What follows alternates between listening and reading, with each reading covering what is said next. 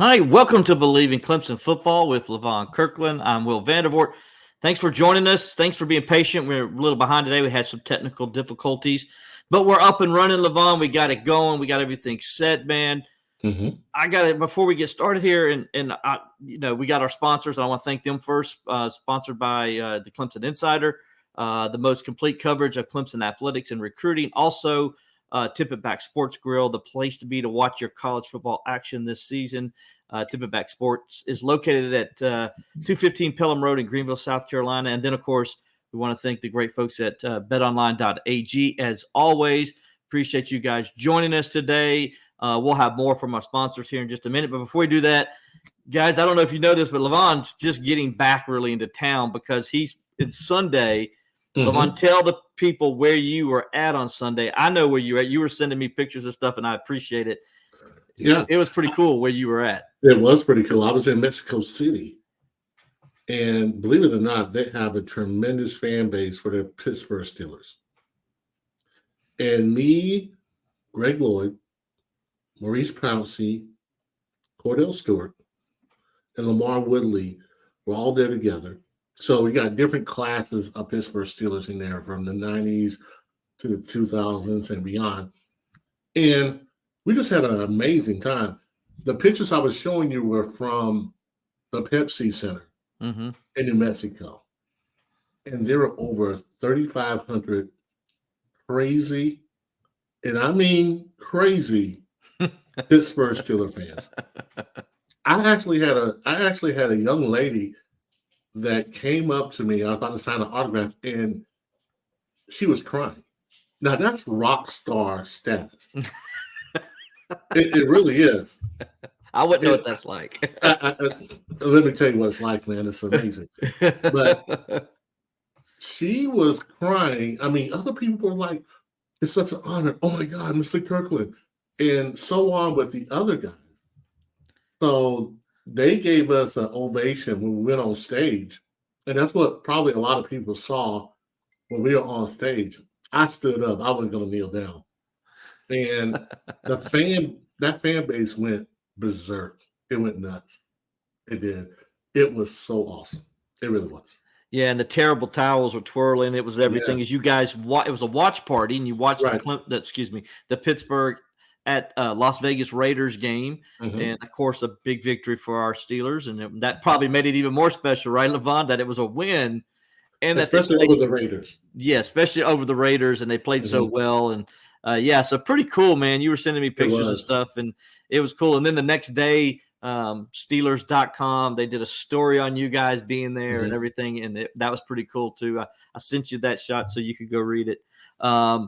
So just great stuff, and that was awesome, man. And I wish it was as awesome. Now I will say this: I know you were in Mexico City getting ready for all that. Death Valley was lit, dude, on Saturday. It was lit. I saw some of the game. Yeah. While we were doing a tour. So I thought it really came across very well. I thought that Clemson played well enough to win that game. And in a lot of ways, they probably should have won that game. Yeah. But, yeah, it was good to see us play up. Our defense played, I thought, pretty well for the most part, handling their big receivers. So, yeah, it looked good, too. I was watching it on somebody's camera, somebody's phone the whole time. And the coverage was great, man. Death Valley looked amazing. It was a beautiful day. Only thing that didn't happen our way is that the Tigers came up with a loss. Yeah, and we're gonna talk about that, kind of break it down a little bit, get into kind of what happened that transpired and led to that loss, give y'all our opinion on what we thought from what we saw. But before we all do that, as I mentioned earlier, let's thank our sponsors for helping us out. And like you said, we are sponsored by the Clemson Insider, the most complete coverage of Clemson athletics and recruiting. We appreciate Robert McCray allowing us to use their platform on YouTube and Facebook and all the places that we can be on Twitter or X, whatever you call it. We do appreciate that opportunity and to be there each and every week, because we're there. If you're just joining us for the first time, we are live. We do this every Tuesday at around 6:15. We'll go for about an hour or so and talk Clemson football. May throw in a little bit of Steelers that you just saw here and there, but most of the time it's all about the Clemson Tigers and Clemson football. And so we do this throughout the season, sprinkle in a couple of them during the off season as well. So always remember to check us out each week on YouTube, on Facebook, and on X if you can. Levon's got it on his page. You can go to my page as well. We got it at Steeler Will, also on X. There's lots of different ways to find us as we're doing this live. And if you miss it and you want to come back later, it'll be on the Clemson Insiders YouTube page as well. So you can go back and rewatch it or watch it if you just got to come in late and watch it. So if you can't be there live when we do it live. So it's always available to you. And you can go back and watch the old podcast if you want to as well. So we appreciate you joining us, and we appreciate the Clemson Insider doing this for us. And as I said, we also got our sponsors at Tip It Back Sports Grill, 215 Pelham Road in Greenville, South Carolina. That is the place to be this football season if you want to watch the NFL or college football. Tip It Back Sports has all the biggest games from around the country on their mini TVs, including Clemson games, South Carolina games, and all the games from the Atlantic Coast Conference and the SEC. If it's the NFL you're looking for, Tip It Back Sports has all the Sunday games as they do the Sunday ticket. So they have all the home games for the they have all the games for the Pittsburgh Steelers as well. So if you're a Steelers fan and you're looking to, find a Steelers bar in the area, you can go to Tip It Back Sports Grill there as well. So Levon and myself are going to try to do a game like he just did over there where we come in and do a show. And so we'll do a Steelers game and do the podcast at the same time. So we'll let you know when we get that ironed out. We're working with Tim and his people over there at Tip It Back Sports Grill. But Tip It Back Sports Grill is located at the Commons and Pelham Road. It is open 7 days a week. On Mondays, they have Twisted Trivia Night as well as Monday Night Football. There's also karaoke and live music throughout the week. On Friday nights, they'll have live music. Every Saturday is college football all day long, and every Sunday, as I mentioned, is designated for the NFL and for the Pittsburgh Steelers. So go see Tim Seco and his staff at Tip It Back Sports Grill, located at the Commons at Pelham.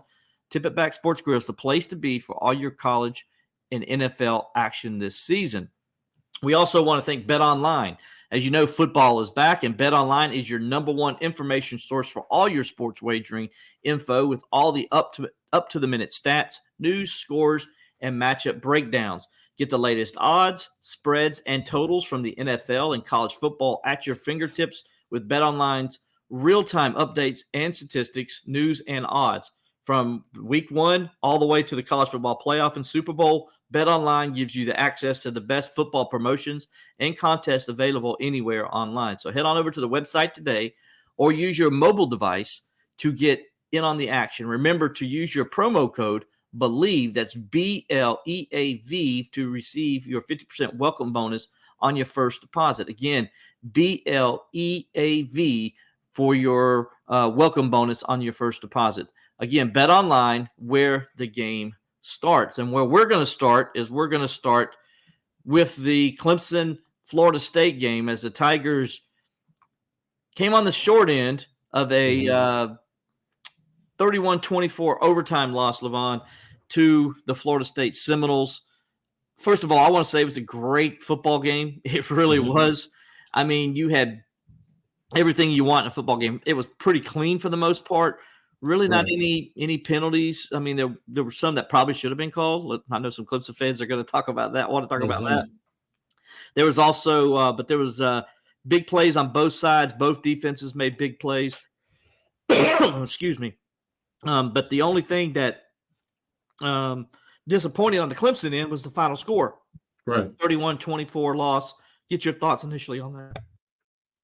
Yeah, sure. I really thought it was a great game. I went back and watched the game over again. And Clemson probably could have won that game very easily. They really could. There was some time when they were up 24-17, I think. That was when he got sacked and it was a fumble, recover for a touchdown. That's huge. It would have been okay if it was just a sack. You know, you kept on the ball, maybe you punt the ball away. I thought our defense was playing well enough where they could have stopped them. But that was the opportune time to put Florida State away. And what we did was kind of went backwards again and gave them an opportunity to tie the ball game. They did. We took it to overtime and just didn't have enough to win that game. I think they're getting close to being a pretty good team, but again, we're letting things happen to us that is keeping us from winning. We're not making the key plays. We're, in some form or fashion, we're doing something that kind of derails us. We're doing well at a certain point, playing great football. Then the next thing you know, we fumble the ball. Or another time that we always talk about these, Will, the momentum series. We had a momentum series, and at the very end, we let them score. And there were two opportunities. There was one where the safety, number 9, Mickens, I think his name is Mickens, right? That's correct. He lets the guy, he's already off. He lets the guy go in for an easy slant to be a first down. What he could have done was played a little bit more inside leverage. If he had played a little bit more inside, he'd been able to break on that ball or make him throw a tougher pass. Inside pass is very easy. Slant is very easy for most quarterbacks to make. Mm-hmm. And I didn't understand why he was so deep back there on that. I don't know if you remember, it was before the touchdown that he sneaked on. Right. And then on that, he also busted on the touchdown on their first touchdown. And then on that, when Travis scored on a sneak, we had a guy that was in a head-up position, zero position, and then we had a guy who was shaded over the center in a one position, and we had nobody between the guard and the tackle on a goal line situation. And what did he do? He bounced off and went into. He went in, which was smart on his part. Travis went in. He snuck. He got stuffed. Really, I don't know how he got stuffed. And then he just bounced out and scored a touchdown. But that series before the half was kind of disappointing, especially on the defensive side. It seemed like we stopped being aggressive, and they were able to, a quarterback like that, if you're not aggressive, he's going to be able to just march the ball down the field. Yep. He has enough weapons on the outside to do that. And we gave them the opportunity to say, hey, why don't you guys just score a touchdown before the halftime? He also got aided by a non-holding call. Yes, should have happened because it was right in front of the official, and there's no way you missed that call. And I'm so happy for my man Xavier Thomas. I thought he rushed the passer very well. Man, he balled. He really did. He got out the passer, man, and if he can continue to do that, that's going to be a plus for the Tigers. But it was just plays like that you're like, man, if the Tigers can just finish. Like Mafia, at some point, I know he's a big back, but at some point, he can't let people just catch him from behind. Also, Shipley, you got to be able to get to that second level and say, I see you later. Nobody should be able to catch you. Mm-hmm. So there's little things that we're not doing that's really killing us as a football team. To be honest with you, we're sitting here at 2-2, but easily the Tigers should be 4-0. Mm-hmm. I know a lot of people are like, no way, but really, they should be. You look at the Duke game, all the mistakes there. You look at the Florida State game, some of the crucial mistakes there. And really, I thought they played well enough to win that game. And I was, in a lot of ways, I was encouraged that they played as well as they did against Florida State. Yeah, the Duke game, when I look back at it, like Clemson just didn't play well. And but Duke, I thought, was the better team in the game because Duke played better the whole game. And so Clemson had opportunities to do things in that game, and they just didn't get it done. Duke did, and you give Duke the credit, right? In this game, there's no doubt Clemson was the better team. I thought they played better. I thought they played they played a lot better than I thought they were going to play, to be honest. They did play better than you thought. They played what I thought they would do. If you remember, I said, I love this matchup with Clemson DBs and these wide receivers. And I know everybody and their mama thought I was crazy when I said that, but I liked the matchups because I liked where Clemson was in their length on defense and the way the secondary. And I thought Clemson could get after Jordan Travis because I wasn't impressed with Florida State's run game, especially if he wasn't really going to be involved much in it, which he wasn't. Mm-hmm. And that's what happened. And, you know, I saw all those things. I thought, now, I didn't think the offense would play as well as it played. I'm going to admit that. Because Cade Klubnik in the offense and those wide receivers really stepped up, and they played great in the game. Florida State, in the first half, they held Clemson to like 30 yards rushing. So Clemson got those 17 points by throwing the football and throwing the football well. And so kudos to them. Now, in the second half, Clemson was able to run the football more. Right. And they did that. But in the first half, Clemson knew that Florida State wasn't going to let them run the ball. So kudos to those guys for stepping up, and also for Garrett Riley having a great attack. And I'll say this, and we're going to talk about the coaching staff in a minute. I really enjoyed, or really was impressed with how Dabo Swinney and his staff had them ready to play. Yeah, you know what? It did seem like the energy was a whole lot better. They seemed like a team that was emotional. They seemed like a team that was ready to play, unlike the Duke game. And a lot of times it's about the energy when you're talking about football. Are you bringing the energy? Are you bringing the fight? And it seemed like they were doing that. And at one point in time, they really seemed to be in control of the game. You know, that fumble really cost us a little bit. And it's just, you know, Mafia probably didn't see that blitzer, and it was kind of a good blitz for them. And he just had a wide open shot, and he didn't miss it. I thought Riddlestew, man, we got to be able to use him a whole lot more, especially in the red zone. He's a big target at around 6'5".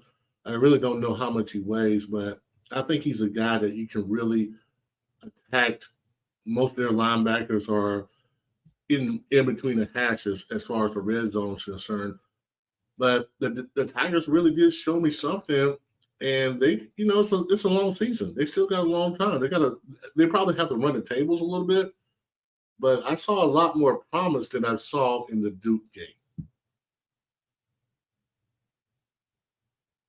Sorry, I had my mute on. Okay. Because I was coughing. So, yeah, I agree with you. I saw a lot more promise from this team. And I saw the coaching staff, I thought, did a great job, as we mentioned, getting them ready to play this game. And they adjusted well, I thought, too, with the second half adjustments. West did a great job. Held Florida State to 1 yard rushing in the second half, 130 total yards, and 5 punts, I think. So, I mean, they got off the field, had a lot of 3 and outs. They really got after Jordan Travis the entire game. And then on the offensive side, you know, I thought they had a great game plan going in. They made some adjustments, I think, when they needed to in crucial moments, made plays. And I'm going to start off with, you know, you mentioned XT had a great game. XT did have a good game. XT was dominant. I thought Nate Wiggins was unbelievable on the back end. I mean, they couldn't throw anything on him. My homeboy that I've been telling you about ever since after the Wake Forest game. Yeah. Not before, but after, I told everyone on this show, we'll also confirm that this guy's a player. He's a player. This guy's a next level player. Oh, I'm talking about being in the first round type of player. So yeah, he made some money. I thought the whole secondary did a pretty good job. No, the secondary. Except for that one play. One busted play. That one busted play where there's no way if they spread out like that, and that number 3 guy is that close that you let him get inside like that. It's just an easy throw and catch. Yeah, one busted. That was Mickens. He played the play fake, which he shouldn't have. He played the play fake and just left the middle of the field wide open. I also thought Trotter, but maybe Trotter was spying, and that's probably why. But he didn't get deep enough, I didn't think. Either, on the play, but he might have been spying, and that might have been why he wasn't deep enough. Even if he was spying, I like the fact that you show like you could be coming, what we call sugaring the line of scrimmage. And then you can kind of get deep on that as well. And also, I think that's a great time to play the game a little bit, and that means you can disguise a little bit. If you're Mickens, disguise that. Show them that, hey, I'm outside leverage, and then you can jump back inside. And I'm telling you, that's an interception. Yeah. it should have been, and it would have been if he hadn't. But he, like I said, he played the play fake and sucked up inside, and then it was over. Then at that point, the play was there. Great design, good call by them. And by the way, the fumble was a great call by Florida State because that's what you call scouting and understanding and film review. You saw Phil Moff was in the game. You said at that point, okay, if they're passing the ball here, we're blitzing the linebacker. Yeah. You're going. And so they called the blitz. It was basically he was a linebacker, but he's playing the nickel position in that situation. So he comes with the fire blitz and off the edge. And, Moffa's got to stay in and recognize that and has to chip him there. If he chips him there, he probably doesn't get to Klubnik and he gets the pass off and does what he wants to do. Right. A lot of people are like, Levon, you play football, you understand this. A lot of people were blaming some people, and I've said a lot, some people were blaming Klubnik, saying he's got to know when to get rid of the ball. He's trusting that his guy has did his job as he's supposed to do. And so and also people don't understand, he can't see what's behind because of his helmet. Right. It takes away his peripheral vision. He has to turn his head all the way around to see if anybody's coming. So when he's rolling to his left like that, he's totally trusting that everybody on his blind side is doing their job. And in this situation, Phil Moffa didn't do his job, and it cost Clemson a turnover. And usually, probably running backs are usually seeing that coming from a linebacker depth. So that's like 4 to 5 yards. So when he's scanning, he's probably like, okay, I'm not seeing any linebackers. And then when he scans away, that safety that looks like he's, like a slot DB, he comes and he doesn't have enough time to see it. He should have probably just scanned and been a little safer. He probably should have stayed in a little longer. He should have probably stayed in longer, but I probably see that he didn't see anyone coming from the linebacker depth. He didn't recognize that guy was coming, because what you notice, they brought that defensive end really up the field very early so they can open up that gap. And Mafia just didn't stay in there long enough. He probably should have scanned again. He would have saw that guy and at least got a little bit of a chip on him. But as you saw, he kind of, nobody's coming right now. I'm getting out and trying to get in the route. And it just left him wide open. The guy hit the ball. I mean, it's a perfect hit. It's the kind of hit you want to see. And, man, the ball just bounced right for Florida State. And that's the thing at Clemson right now. We're not getting those breaks. And the only way you can get those breaks is you got to make those breaks happen. And we're not quite there. We're doing some good things, but we're still not playing winning football. We missed a field goal almost at the end of regulation that probably should have won the game for us. But you bring in a kicker that's been in grad school in Charleston, and, in that crucial situation, it's hard to make field goals. It really is. You would think that's his only job, but we got this guy off literally the streets. We got him off the streets, and we brought him in.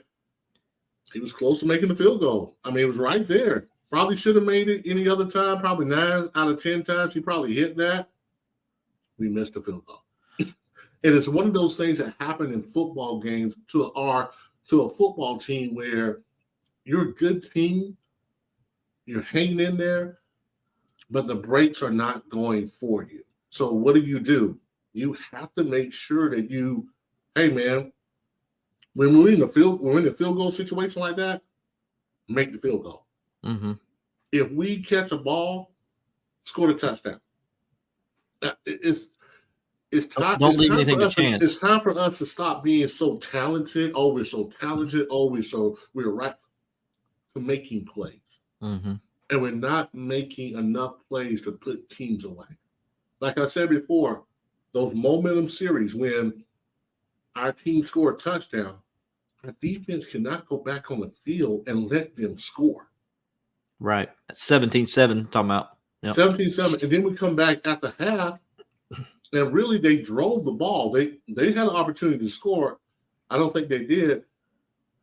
But they kicked the field goal. They got the big pass play, and they kicked the field goal. Right. You can't let them do that. And then on that big pass play, Shelton Williams, Sheridan Jones. Sheridan Jones, I'm sorry. He just opened up the gate for the guy. Mm-hmm. You know, he played him head up, and he just opened it up. Just, hey, run by me. And I know at defensive back, you got to move your feet. He didn't move his feet. Mm-hmm. And he just got blown by.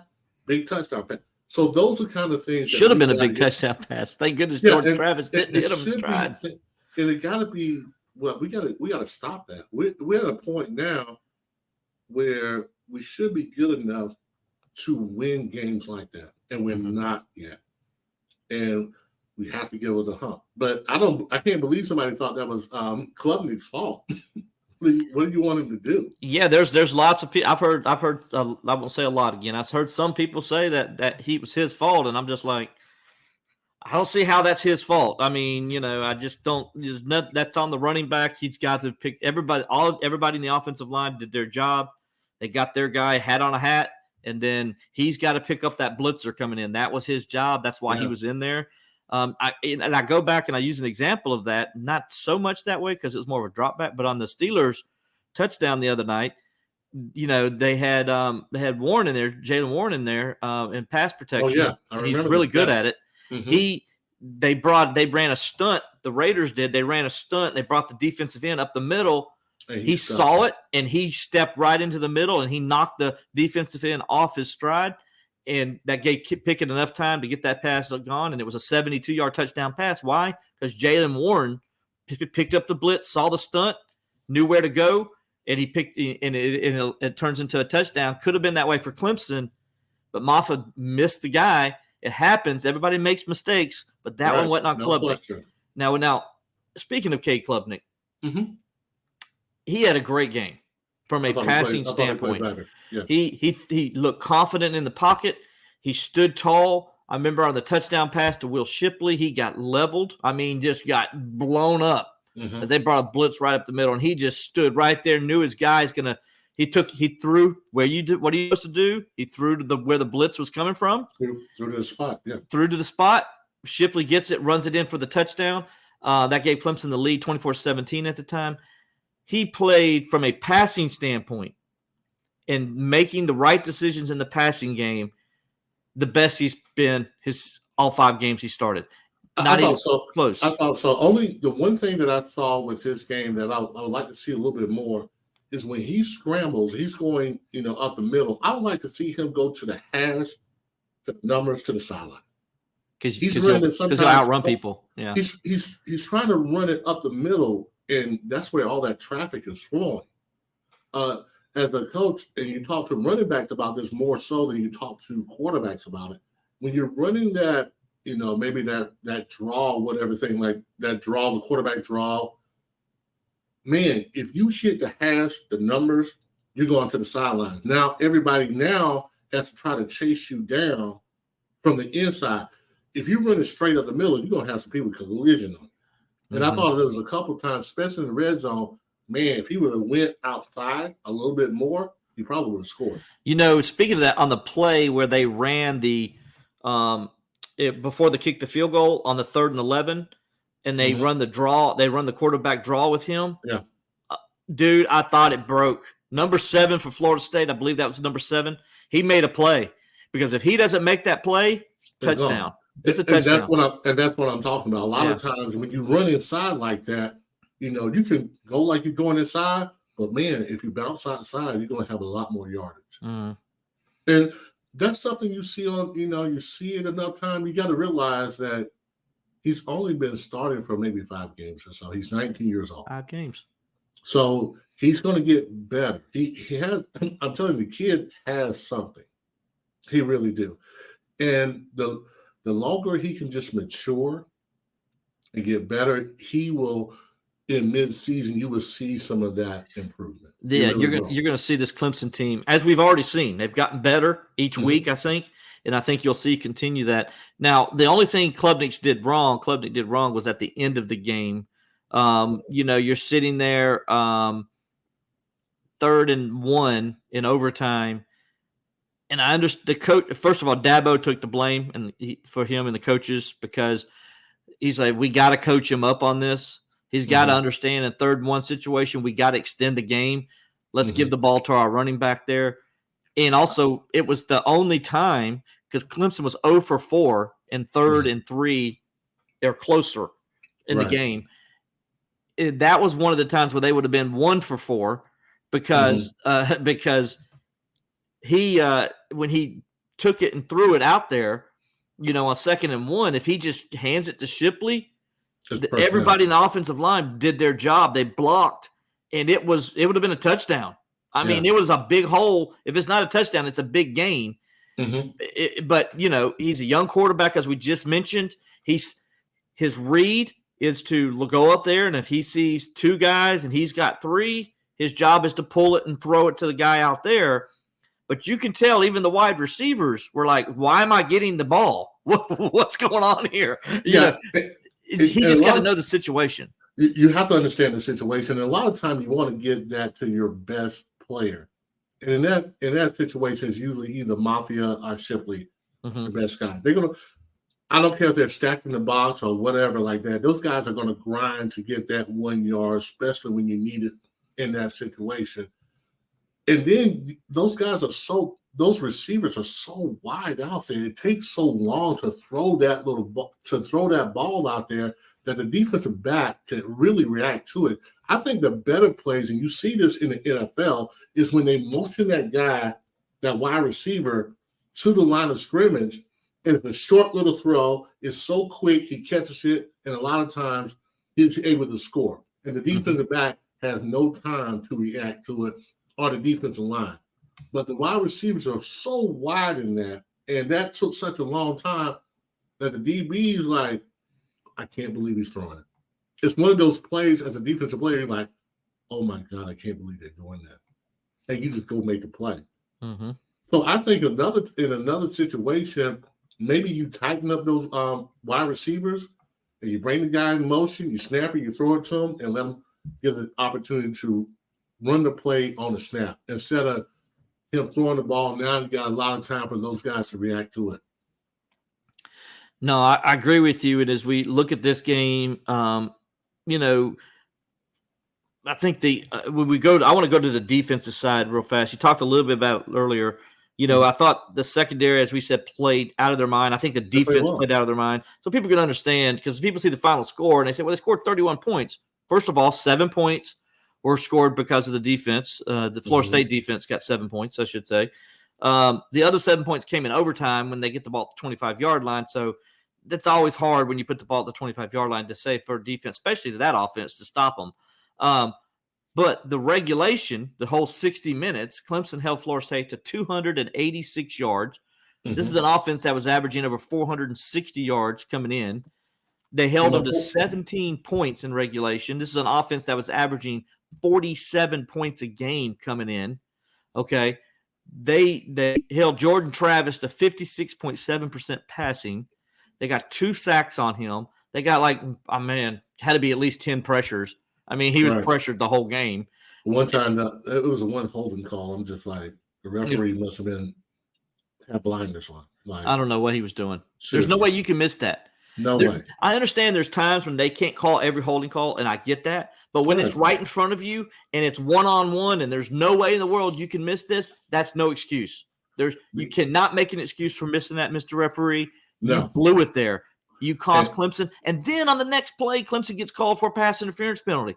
So it's like you didn't call this, but then you go and call this, which the guy on the sideline had nothing to do with the not getting the holding call. But the point of it being is like, wow, you just gave them 2 free plays, basically, is what you just did.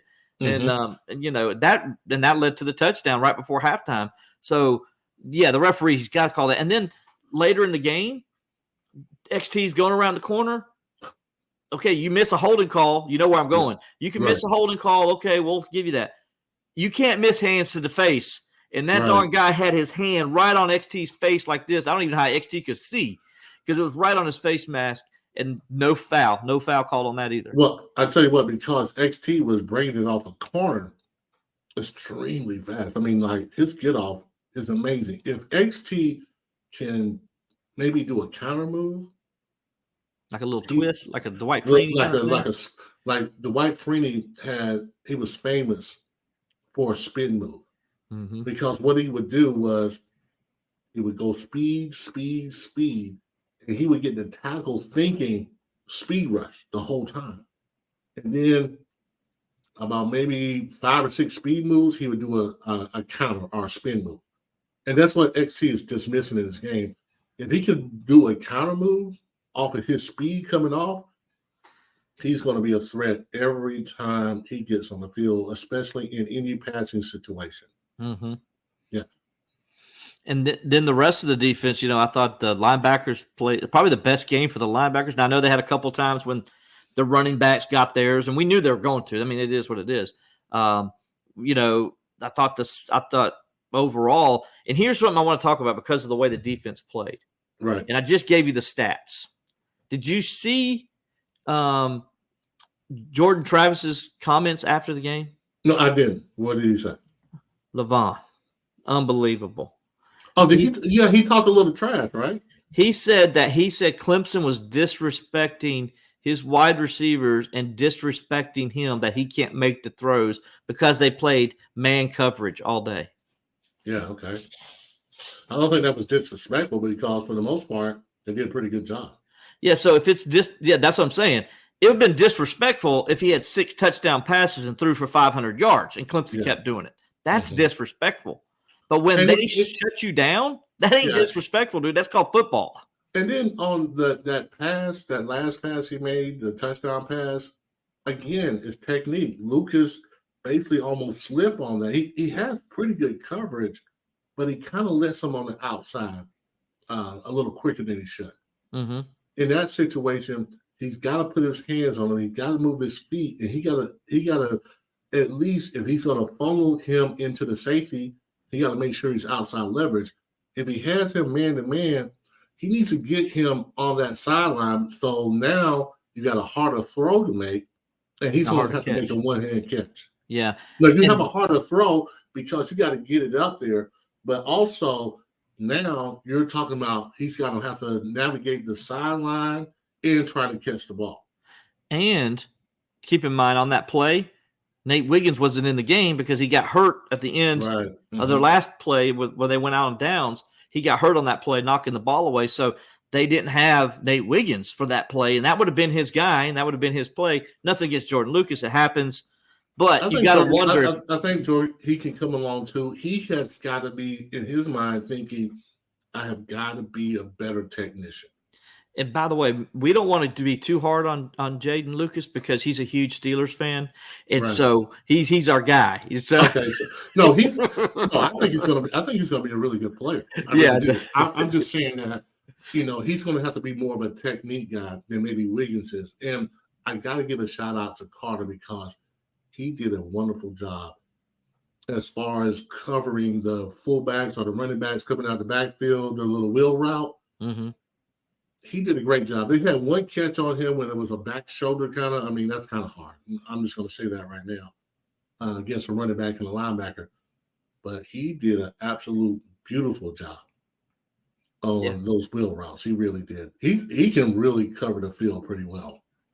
Yeah, he can. Look, they did. That's why I was surprised to hear, Jordan Travis he won the game.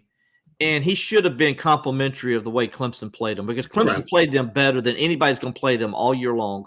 Mm-hmm. That's a fact. And he should understand. And for him to be upset, look, be upset with yourself. You didn't make the plays. Don't be upset with the way Clemson played you because you're disrespecting Clemson now. Because Levon, he was of his 3 big targets, which was, Jaheim Bell, you had Keon Coleman, and then you had Johnny Wilson. His 3 big targets.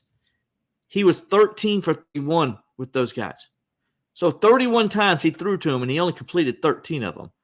That's why Clemson played you man-to-man. Because they could. And so you're going to be mad at Clemson for playing you man. What do you want to do, drop 8 back and let you pick them apart? Come on, dude. But I understand. I mean, you're a young guy. You just won a game you haven't won in forever. So it's probably pretty excited about it. But I thought got to win better than that, though.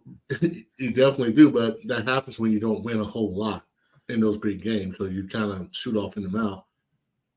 But also, Clemson has got to do a better job of making sure they win these games when they should be winning these games. Mm-hmm. And also, I would like to see them do a little bit more with Randall. I don't think he's just go up the seam kind of guy. They got to find a way to maximize his talents, even if they thought he's more of a boundary or he's more of a field guy. Maybe put him in the boundary. Mm-hmm. And I think he can make something happen in the boundary a little bit more than just, hey, I'm just going to run up the field and just occupy space. Clearly, to me, he doesn't have that kind of speed to just beat people off the route or beat them downfield. So I'd like to see them do a little something with him to maximize kind of what they're doing as far as the scheme. I can see the scheme coming along a lot better than I saw in that first game. I think as they go along, if they can stay healthy, I think there'd be a team that could run off a lot of wins. Yeah, and then I love, by the way, for offense that I got to mention it before we go on to our next subject here. Tyler Brown, dude, kid's a baller. Mm-hmm. He's a baller. He played up at Greenville High School, grew up a Clemson fan, and you can tell, man, he is playing like a guy who grew up a Clemson fan. Like he's just playing at another level. When he's out there, he's a playmaker. You see that pass where he just extended himself out, put his whole body out there to catch that pass. He's a threat. He's a serious threat. And then also he's tough, man. He came back in after hurting his shoulder. Dabo was saying today to us in his press conference, most guys wouldn't have come back in with the injury he got to his shoulder. Well, because he has what we call heart. You got to have that. Yeah. Especially when you get hurt or things not going as well. I really like that kid. I do too. I really do. Go ahead. No, you go ahead. And then how do you like the way that I love the schemes and how the wide receivers are getting open? That's something that wasn't there the last couple of years. Mm-hmm. And you saw open guys all over the place in that game. Right. Yeah. So it's, I think maybe sometimes we're a little impatient, but I felt better after that loss. Like, okay, it was a tough game. You're playing against a really tough team, and it doesn't bounce your way. Mm-hmm. I think you get a game like that, and you learn a whole lot more from losing that game that you can take forward into your next game, and understanding that you're right there. You're not far off from winning a lot more games. And speaking of that, brings us to this thing I want to talk real fast. Coaching decisions. At the end of the game, there's a couple things that I just was really surprised with. One, they're sitting there, it's 24-24. You have a kicker who hasn't kicked in that kind of environment at the end of the game, a game-winning kick. You really don't want to kick there, in my opinion, right? No, so why in the world on second and I think it was 2nd and 9, they just got a big first down pass to Tyler Brown to get him to the 12-yard line. They're sick and they lose a yard on the next play, so it's 13. So it's 2nd and 13 or whatever, 2nd and 11, and they run this trick play instead of. You know what I'm talking about? Where they run Cade out and they run Tyler Brown, motion him over, and kind of look like they're going to do reverse. And I'm thinking, and then he's trying to hit Brittingstool, who was covered, by the way, and the defensive end knocks the pass down. It could have been disastrous. It could have been a pick six kind of play. The whole point of the play should have never been ran. And so I questioned the coaching there for Garrett Riley. Like, why are you doing that? Just run the ball straight ahead or throw a slant. Because guess what the defense is thinking? Watch out for trick plays. That's exactly what they're thinking in that situation. Florida State as a defensive coordinator, you're telling them, watch out for any kind of trick plays. Watch out for the screen. Watch out for the draw. So they're not going to fall for the play action or the reverse. They're not going to fall for it. Because well-coached defense are always taught in those situations, do not fall for the trick play. Right. So you stay home. So you, as an offense, run it, give it to your best guy, and see if he can make some hay. Especially if you're saying, hey, we're going to try to kick the field goal, which I thought with a new guy, just like you said, man, we need to score. We need to score a touchdown, and we give them the ball back to make them score a touchdown. If you're going to pass the ball in that situation, which I'm fine with at 2nd and 11, I'm fine with passing the ball. You just threw a skinny post to Tyler Brown for a first down. You had killed the middle of the field all day long because I said going into this game, the middle of the field was Florida State's weakness. And then their best player in the secondary is out in this game, and their linebackers are not very good. You killed them the whole game over the middle and up the middle. Why in the world do you go to their strength, which is on the edges? Mm-hmm. You play up the middle. That should have been a pass up the middle, either to the tight end up the middle if you wanted to, or maybe another skinny post or something like that, or run it up the middle. Yeah. Just test it and see because there's so many more things you could have done besides that. So I question Garrett Riley on that call. That was his only bad call of the game for him, I thought. I just don't really like those kind of plays when they're unnecessary. Mm-hmm. Like, remember last year, they play in South Carolina, they just get the safety. They're going to be kicking the ball off to us. And what do? We do some lame little trick play, and we fumble the ball because we give it to the guy who normally doesn't handle the ball in that situation. Yep. So you got to understand the situation, and then you come up with a play that is your best play. To do a trick play, something that you practice on maybe once in a while, probably won't work in that red zone situation because you don't do it enough. Mm-hmm. So you got your 5 different plays or so that you run, and you run a whole lot that your team can execute. Do that. Sometimes do not make this game any more complicated than you have to make it. Yep. And we did it on that situation when, all honesty, I've been thinking, let's get a touchdown. We can put these guys away right now. Right. And we gave them an opportunity. They're too good of a team to make mistakes and give opportunities to. Mm-hmm. Totally agree. And so then you had that. And then at the end of the game, after you get the stop on Florida State, you run Shipley up the middle for like 15 yards. He gets it to like midfield. And you had 7 seconds to go, and nobody ran up to the line to spike it. Like, you have a chance to throw a Hail Mary here. Mm-hmm. And the first, and so I'm like sitting there like, what are you doing? You have a chance to at least throw a Hail Mary. You're not saying it's going to happen, but at least give yourself that opportunity to make a play like that at the end of the game. But it's like the players had no idea they were doing that. And that's on coaching. The coaches got to let them know, hey, guys, if this play busts and he gets a big gain, run up to the line and spike it because that's going to give us a play. The players are just sitting there like, okay. And then they're like, oh, what? Well, you want us to run up to, they ran up real fast. It's like, okay, coaches got to relay that information before they go out onto the field, what's going to happen. One of the favorite things as a coach that I saw when I was with the Arizona Cardinals, BA would put in situations that happen the whole week in the NFL. Mm-hmm. And for players to kind of see those situations and see what can possibly happen in the game if it's not done right or if it's done right.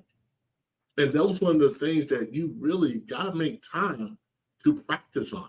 Mm-hmm. You got to see what other people are doing outside of your bubble and understand that these things are happening every week and that you got to get your team to see those things in order for them to not make those kind of mistakes. Yeah, and the thing is, you got to, and they do practice, so people understand, they do practice, hurry up stuff. But at that point, the coaches need to let the players know, hey, guys, don't pay attention to the clock on the scoreboard. Just if the play busts, get up there real fast.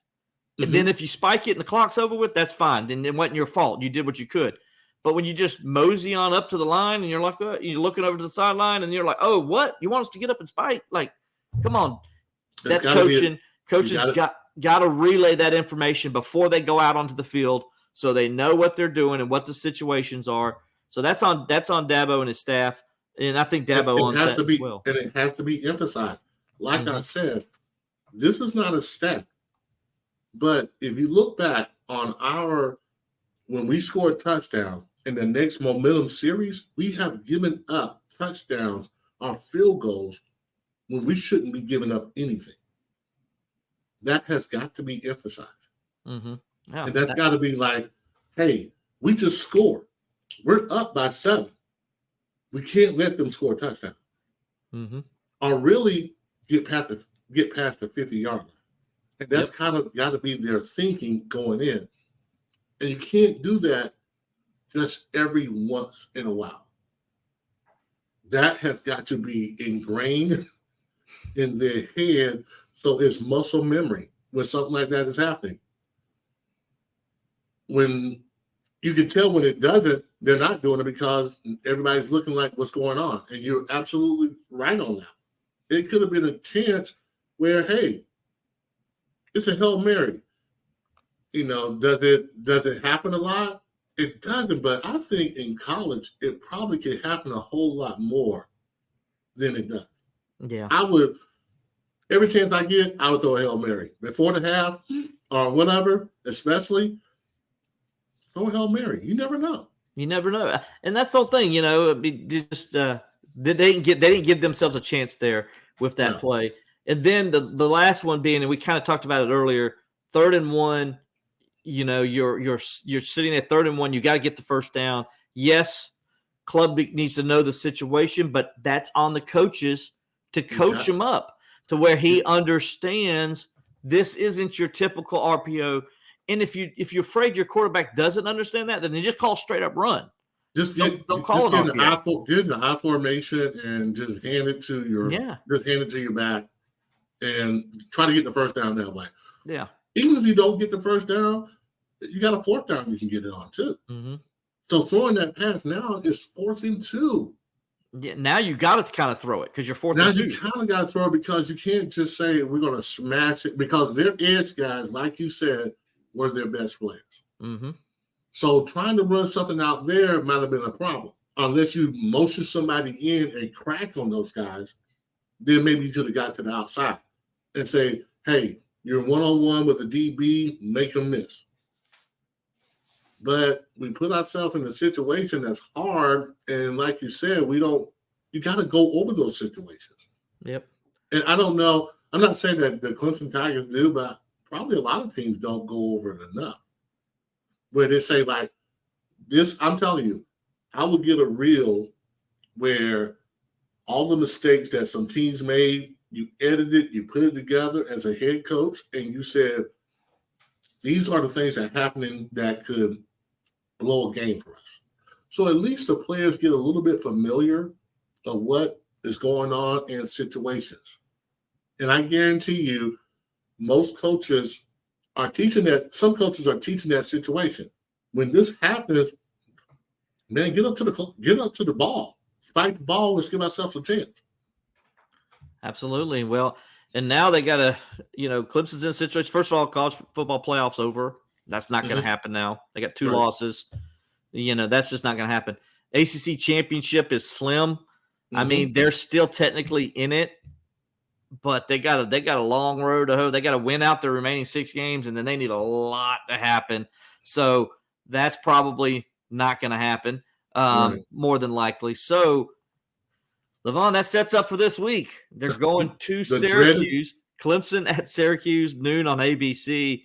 Mm-hmm. This is a huge game because Clemson they want to get 10 wins. That's still out there. So you want to get yourself in position for that. And you want to at least finish the ACC season strong. And to do that, you got to forget about what we just talked about. The disappointment. You outplayed them. You were the better team. You didn't win the game. But, Levon, you played this game for many, many years. Yes. The hardest thing to do is to get over a game when you knew you should have won the game. Yeah. What can they do to not avoid a second loss this week against Syracuse? You just got to put the Florida State game in perspective. Understanding that when you go watch the film, a lot of times the great thing about watching film is that you see it better. You have a better perspective. And you understand that, hey, if we would have done this better or we'd have done that better, we'd have won the game. And a lot of times, my advice is, man, you let it go. Maybe the fans or everybody else is talking about it, let them do that. But as a team, you got to let that be in the past. You got to learn from it, let it be in the past, and understand that we got a whole lot more games to go. And our beat down tour starts with Syracuse. Yep. And that's how you got to look at it. Like, from now on, we're going to play like we played against Florida State, but instead of getting that result that we don't want, we're going to make sure we get the results that we want all the time. So that means when you have an opportunity to make a play, make the play. Simple as that. You got an opportunity to make the field goal, make the field goal. You got an opportunity to catch a pass, catch that pass. You got an opportunity to score from a long distance, make sure nobody stops you from scoring. So it has to be a mindset when you go in to a game like Syracuse and say, we're going to beat these guys down. Mm-hmm. And we're going to practice that way too, as we're going to be playing the game. I'm going to practice like I'm playing in the game. And then when you get into the game, it comes easier to you. You can't ever go into the game like, oh, well, these guys, forget all that distraction and say, hey, baby, I got to get ready for Saturday. We can party after the game. But during this week, I got to stay focused. I do. I got to stay focused. And I think that's how the Clemson Tigers have got to play. It's not so much talent, it's more mindset for these guys. And taking that mindset on the field and, quite honestly, smashing people. You got to start smashing people, letting people know that this is Clemson University and we don't play that. Yeah. And that's that street knowledge that I'm telling you about. That we gotta be a smart team, but we get on that field, we got to be nastier than what we are. Yeah, this week, this is going to be a tough game because, first of all, let's just be honest, right? Syracuse has been a thorn in Clemson's side for a long time. Yeah. When Clemson's been good, gone in there with undefeated teams, they've struggled against Syracuse. When Syracuse has had bad teams, because they're just Dino Babers gets his team ready to play Clemson, and their scheme goes well against Clemson on both sides. And by the way, this is a very good Syracuse team. They're 4-0 right now. Mm-hmm. They're number one in the ACC, averaging 44.3 points per game. They're number two in the ACC in scoring defense, allowing just 10.8 points per game. And I know some people are out there saying, well, look who they played. Well, they played Colgate and teams like that. But they went on the road, Levon, a few weeks ago, and they beat a pretty good Purdue team at Purdue. Yeah. And I think that's Schrader is the key to their offense. You have this guy is big, tall, and he can scramble and he can run. And he's the kind of guy, if they're in 3rd and 10, that can at least get them 8 to 9 yards so they can try it on 4th and 1. So you have got to make sure you bottle him in. They like to get an 11 personnel, which is mean one back, one tight end. They want to spread you out and go sideline to sideline. They want your defense to run. But I really think that what I saw Army do was Army ran the ball out. And I think when we've beaten Syracuse, we've worn them down. Because they don't have the depth. They don't have the depth, and they're kind of light in the pocket a little bit. They're small. Hard. Their defensive front small. That's what I'm saying. They're light in the pocket. Okay, gotcha. So they're gonna play. They're gonna play hard, and they're gonna make some splash plays. But I think you get this team and you run them in the dirt. Mm-hmm. You run the ball. You don't ever forget about running the ball on them. You pound them and pound them. As a matter of fact, maybe you do play action at first down, and you try to get behind them. The one thing that we do that is kind of like, okay, it's kind of obvious sometimes. Our offense really predicates on us getting tempo. That means getting a lot of yards on 1st down. So right. We're not as effective when we're like 2nd and 11, 2nd and long, because you know what we normally do? We normally run the ball. It's easy. If I'm going against our offense, I'm like, we get them in 2nd and long, they're going to run the ball because they're going to be safe. Yeah, But good for point. us, man, maybe for us in this game, you kind of play action. You kind of get them off their heels a little bit. You do some jet sweeps. You do some different things to make them think like, whoa, this is not what we saw on film. Mm-hmm. And sometimes you have to get out of your own way in order to be effective and win games. I think that maybe you pass the ball early and then you wear them down. And I think this is the way you got to beat this Syracuse team. And Syracuse, they're going to play us tough, man. They always play us tough for whatever reason. And this quarterback they got, as you mentioned, Garrett Schrader. Yeah. The kid is 6'4", weighs about 230. Yeah. It's like basically playing a young Ben Roethlisberger, if you will. Yes. I remember last year, Clemson guys were just bouncing off of him because he's so hard to bring down. He's averaging 90 yards a game rushing, so he can run. Dabo talked about it today. The RPO game centers around him, obviously, and he can run the football if he needs to. He can scramble if he needs to, and he's also got an arm where he can throw it 75 yards if he needs to. Right. Where I do know he still struggles with accuracy when he has to sit in the pocket. Mm-hmm. And I think that's the key to this game. Wes has got to keep him in the pocket. You got to tell the defensive ends, do not rush upfield and give up those rush lanes because this guy will skedat on you. And so you got to contain him, keep him in the pocket, make him throw the ball from the pocket. If Clemson does that, that increases their chances of getting off the field early. Yeah, no question about that. When a quarterback who can scramble that way, when you try to get upfield to get a sack, he's just going to take that alley that you leave him. Mm-hmm. And then you're going to be trying to do some different things. And the only thing you got to do is try to rush lane this guy. If you can rush lane him and keep him in the pocket, like you said, he has a tough time passing the ball. But what he does do well, if he starts running the ball well and he can do both, then he presents a problem. Yes. And as you know, a running quarterback is a hard quarterback. You just don't want to mess with that guy. No, man. And if you get an opportunity, you want to tattoo him. You want to make sure you hit him. But he's the kind of guy that you just don't want scrambling all over the place, especially between the tackles. You definitely don't. So Clemson at Syracuse at 9. 9. What am I thinking? It's Clemson at Syracuse, noon ABC. From the I still call it the Carrier Dome. I know they name it something else now, but we're calling it the Carrier Dome. What are they going to do to me? Yeah, that's what we grew up calling it. I'm going to call it the Carrier Dome. It's like changing the name of Death Valley. All right, Levon, our pick six real fast. We'll go through these pretty good here. Interesting last week. I think you did pretty good overall. I think you're 4-2.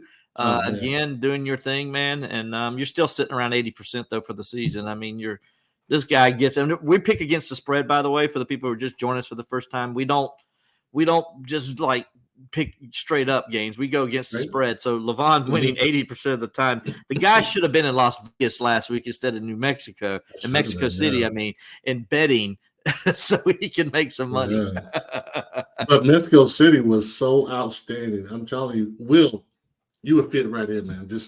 I'm telling you, if you love the Pittsburgh Steelers and you're a fan of the Pittsburgh Steelers, go to Mexico City.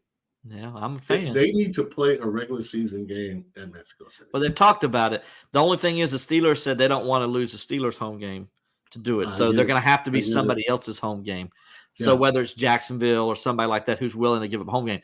Mr. Rooney's not willing to give up a home game to do it. I understand that quite well why he wouldn't, but they love the Pittsburgh Steelers. That's awesome, man. It's awesome to see that. And so anyway, we'll go ahead and get started on this.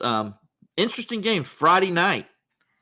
Big game for former Clemson quarterback DJ Uiagalelei as Utah, number 10 in the country, comes in and plays number 19 Oregon State.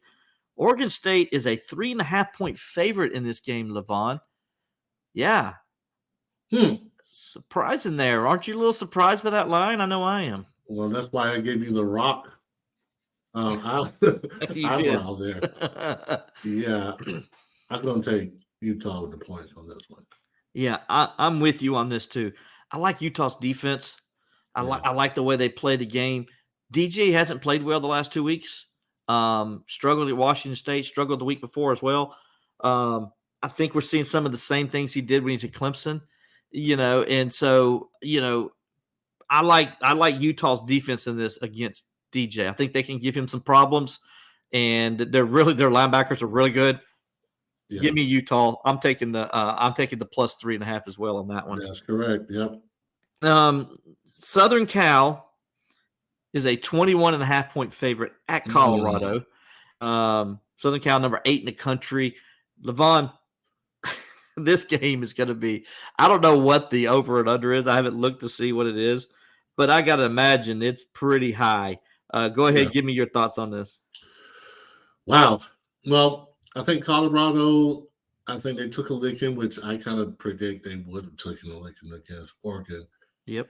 I think it's going to be some of the same, but I think they're going to play a little bit better, but I'm still going to take USC in the points. Yes, I'm with you on the points. By the way, the over and under set at 73.5. Mm-hmm. But I think Colorado will play better. I like what Coach Prime is doing there. Mm-hmm. I mean, they won 3 games. I mean, I didn't think they were going to win any, to be honest with you. But I think they would give. I think it's going to be a better game than it was the Oregon game. But Caleb Williams is so good at quarterback. There's a reason why he is thought to be maybe the second person to ever win a Heisman Trophy twice in a row, because he's that good. He's a playmaker. He is. He doesn't get talked about enough because they haven't really played anybody yet. Nobody's really talked about him. And they're going to get his opportunities here in a few weeks when they start playing the big games. It's going to be on the big stage. I think that the one thing I saw with the secondary of Colorado is sometimes they become very undisciplined. Yeah. And when they do that, he's going to eat them alive. He's going to eat them alive. If Oregon did what they did last week, I look at this, they'll score. Colorado will score more in this game because USC's defense just isn't very good. Yeah. But I like USC on this one. I think Southern Cal's to score a lot too. Yeah. I'm going to go Southern Cal plus the 21.5 as well. So look for that. Big SEC game. And I'm surprised Kentucky still isn't ranked yet. I don't know why they're not. They're 4-0. They're playing good football. Former NC State quarterbacks over there now. Florida comes to town. Noon kickoff on ESPN. The 22nd Gators are 3-1. Kentucky's a 1-point favorite in this game. Wow, that's going to be a tough one. I tell you, Billy Napier, who was on the chopping block the first week, but they played a great team in Utah, and now he's playing better. Got a good win against Tennessee. Man, this was a close. I'm going to take Florida in the points. Really? Yeah, I'm taking Kentucky straight up on this. I think Kentucky. I can see why. Yeah, Kentucky's playing good. I like their defense. I think they're going to cause Florida some troubles that, we've saw in that first game against Utah. They're on the road. I still don't like that Florida offensive line. So I'm going to take Kentucky in this just because I like Stoops and that defense. And, I get you. I get it. So I'm going with Kentucky. Next game, for the first time this year, the Georgia Bulldogs are on the road. What? Crazy, week 5, and they're finally going on the road. And they still got 5 more home games. But Georgia plays at Auburn, rivalry game on CBS 3:30. Georgia is a 14.5-point favorite in this game. Auburn got manhandled last week by Texas A&M on the road. They haven't looked good in other games, but this is a rivalry game. You tell me what you think.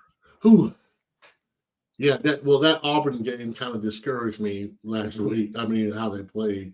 I'm gonna take Georgia in the points. You're gonna take Georgia in the points. Yeah. Okay. Even though I still think Georgia is a quality team, the number 1 team out there. Are they what they were last year and the year before? And I don't think so. The last couple of years, they were just a machine. They lost a lot, and I just think they're not as good. But I look at Auburn, and Auburn has a lot of work to be done. All right. Well, I'm leaning against you again, man. You're going against each other a lot in this one. I know. I think Auburn covers in this game. I think Georgia wins the game, but Georgia just hasn't They didn't look good against South Carolina.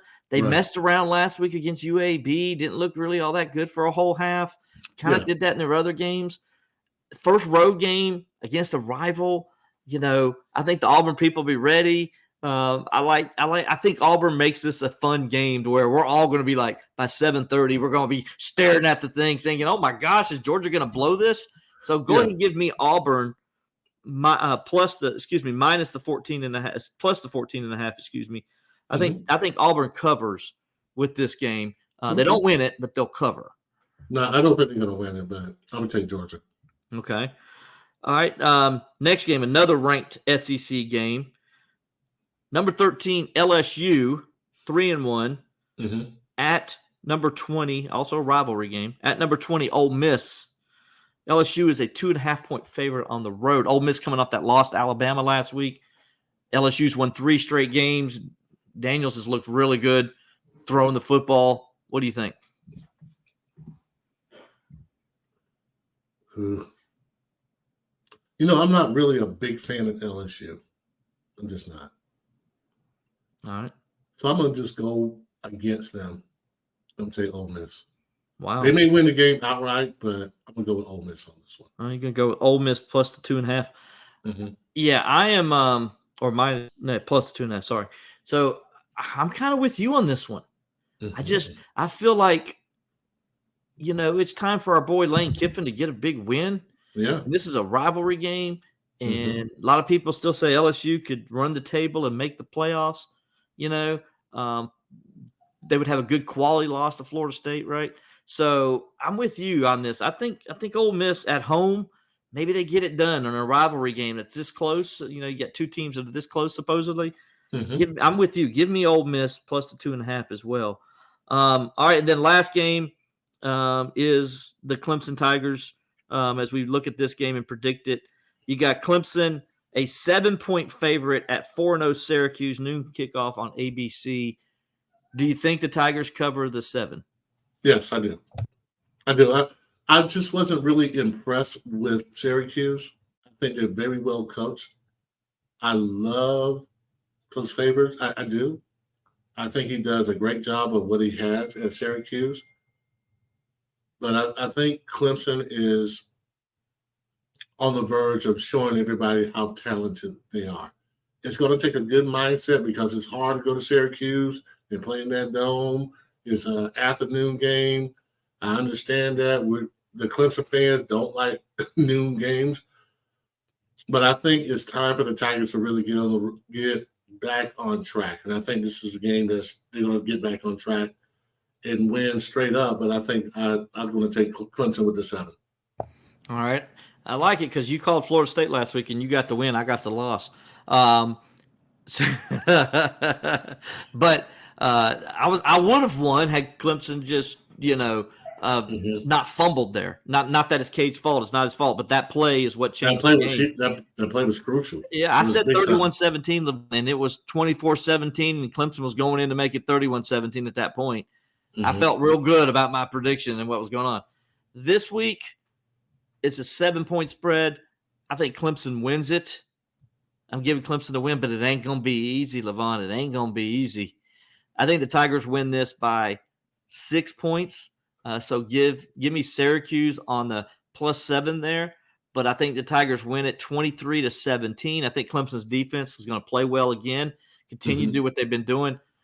Offensively, though, that dome, it's a difficult place to play in because of the sight lines and stuff. Right. Trevor Lawrence struggled in it. Deshaun Watson struggled in it. Taj Boyd struggled in it. I know Cade's going to struggle in it. DJ struggled in it. Every quarterback that's played at Clemson, Kelly Bryant, has struggled in it when they went up and played in that dome because it's hard to me, it's like a hard game for a quarterback and wide receivers playing. Yeah, if you haven't played in that indoor atmosphere, it is tougher. Yeah. Even as a player, it's tougher. I've been where you play outside for the most part, and then you go to a dome environment, and it's tougher. I hate playing in domes. So I totally get what you're saying. But I think if the Tigers can run the ball and wear this team, the up front down, then they're going to be very successful. Yeah, and that's why I want to see how Garrett Riley calls this game. Right. Because I don't think he's ever called a game in a dome. Mm-hmm. So it's going to be different for him too. He's down on the field. He calls the plays from the sideline. It's just a different field that, you're right on top of the field. The players are, there is no space, but it's like, it's almost like it's basketball. What do you call it? Arena league. It's almost like arena league football almost. Yeah. The players are right on the yes. field. It's like there's no much space at all. The crowd is right on top of you. It's a different kind of atmosphere and environment than a normal college football game. That's what makes it different, and that's what makes it a unique place to play at. And you're going to Syracuse, man. And some places you're just not looking forward to going to. Yeah.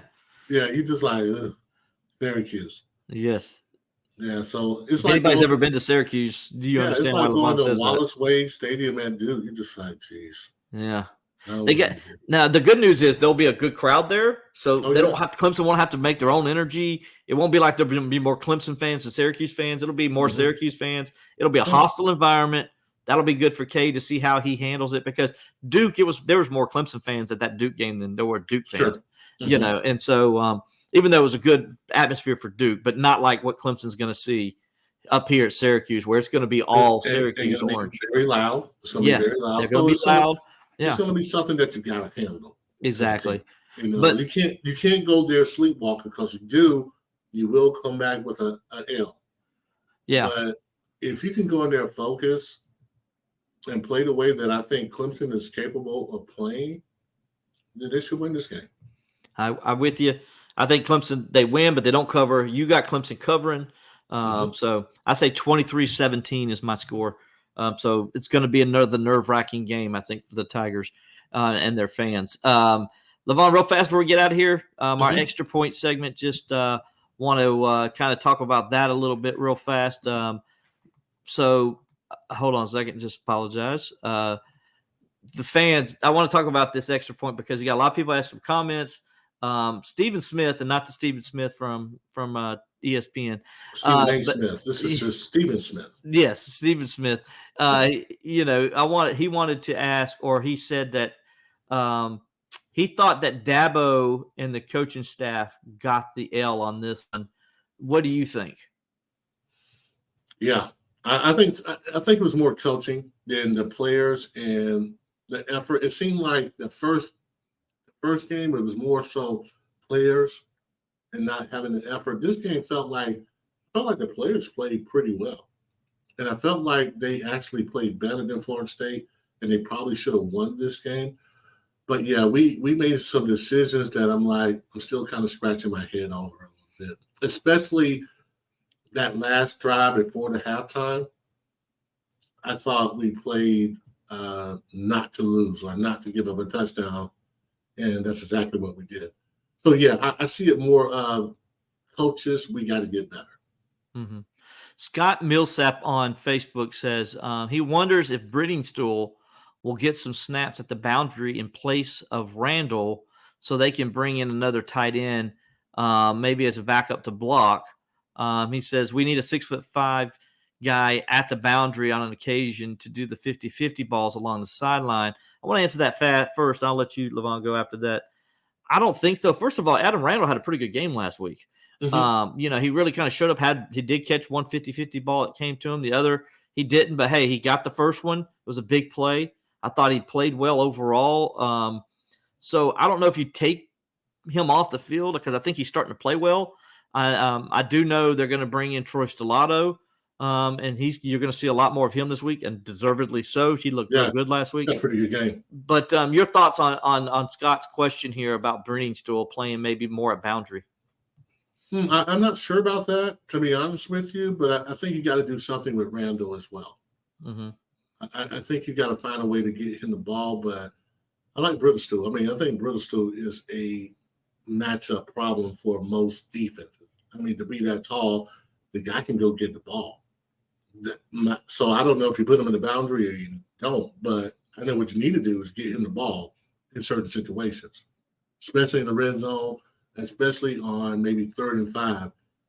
You got to be able to get him the ball. And also, with him, you can take advantage of him, going down the seam. Right. Because he moves pretty well. And so I just think you got to find a way to get him the ball. I don't know if that's the answer or not, but Brittlestool has got to get the ball more. And then last comment, and we'll kind of take it as a question. It's more of a comment. But so Austin over on Facebook, Austin DeBose, he was wondering about all the holding calls on Xavier Thomas that were pretty bad. So I'm asking you, Levon, when you're in that situation, I saw Xavier one time talk to the referee, went over and said something to him.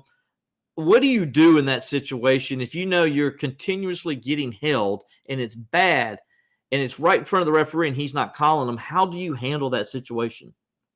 I think even before the game, you got to let them know that this number is holding me. Like I will always, I'm really not, well, I'm not an outside linebacker, but even back in the day, you go to the referee and you say, like, this guy is holding me. Watch him, and they'll tell you, they'll be like, okay. And the more you kind of make, you don't go to them and be like, hey man, he's holding me, because honestly, those referees have feelings, and sometimes they would hide that flag before they throw it. So I think you just go to the ref and say, hey, just what, he's kind of holding me a little bit. Watch him holding me. And I think that sometimes they may give you a break and throw it. But if I'm Xavier Thomas, it's a compliment. I just think Xavier has got to find another counter move to what he does coming off the ball. Right. Yeah, and then that'll help maybe, and we'll see if he does, and they'll try to. I'm sure it's something they talked about this week, and I'm sure, like you said, if you're Dabo Swinney, the coaching staff, you point that out to the referees beforehand. Hey, watch, number 3 gets held a lot. I need you to help me out a little bit, so they're not just holding on to him the whole game. So yeah, that was one holding call. It was egregious. That was just ridiculous. Yeah, it was just there was one holding call. It was one holding call, and then there's one hands to the face. And I'm like, okay, you can miss the holding call, but you can't miss the hands to the face. Man. Yeah. You cannot do that. That's unacceptable, because if that's the quarterback, you're throwing it every day. No question about it. No question about it. So I was happy to see my man XT do what he does. XT earned some money, I think, the other day. If he keeps it up, he's going to earn a lot of money. No question about it. So anyway, well, Levon, appreciate you, buddy. We appreciate all the people out there in all on YouTube. We appreciate you. If you could, thank you guys. Yes, absolutely. If you could, YouTube, give us a like and subscribe to the Clemson Insider. We definitely appreciate that. On Facebook, give us a thumbs up as well. We appreciate that as well. Leave a comment, all those things. We appreciate you on Twitter. Wish we could get the questions from Twitter, because we do get some comments from Twitter and stuff, but we can't see those on our program that we use. They don't come through like they do the other ones. So, but anyway, for Levon Kirkland, I'm Will Vandervort. We'll see you next week and talk to you later when we talk more about Bleav in Clemson football with Levon Kirkland.